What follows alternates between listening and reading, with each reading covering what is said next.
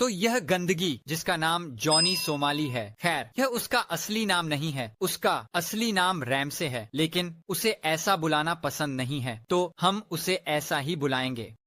अब रैमसे वह एक IRL स्ट्रीमर है और बस एक तरह से एक सामान्य खतरा है। तो मुझे आपको उन कई बुरी चीजों के बारे में बताने दें जो उसने खुद को लाइव स्ट्रीम करते हुए किया है।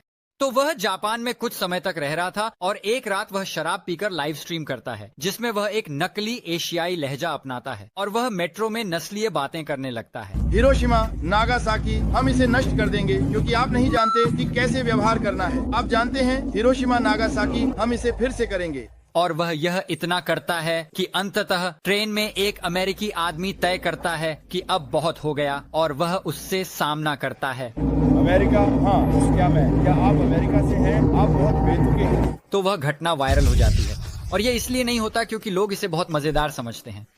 नहीं, वे नाराज हैं क्योंकि उस बिंदु से जापान में लोग सड़क पर उसके पास आने लगते हैं और उसे बताते हैं कि वह बुरा है। यह मैं हूँ, मुझे तुमसे समस्या है भाई।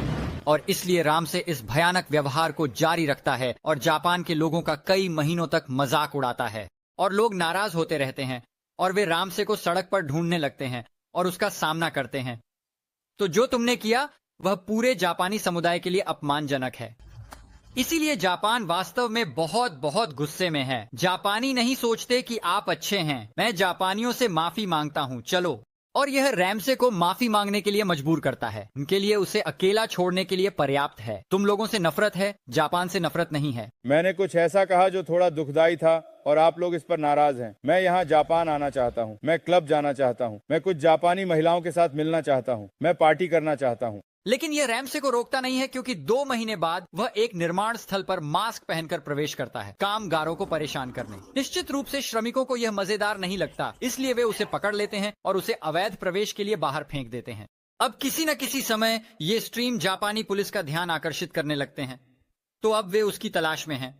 लेकिन पुराना रैमसे को परवाह नहीं है क्योंकि एक रात वह अपने एक और बेकार दोस्त इस आदमी जिनों के साथ बाहर है और वह और जिनों सड़क पर लोगों को परेशान करते हुए खुद को फिल्माते हैं। लेकिन अंततः इनमें से एक व्यक्ति जिसे परेशान किया जा रहा है थक जाता है और वे जाते हैं और जिनों की बुरी तरह पिटाई कर देते हैं। आपको बस इतना कहना है कि कुछ मत पकड़ो, जिसे मैं आपको नहीं दिखा सकता क्योंकि यह प्लेटफॉर्म हिंसा की अनुमति नहीं देता। लेकिन मुझ पर विश्वास करें, यह शानदार है, विशेष रूप से जब वही आदमी फिर पलटकर रैमसे को पीट देता है, जिसे मैं आपको नहीं दिखा सकता। लेकिन मुझ पर विश्वास करें, आपको यह पसंद आएगा।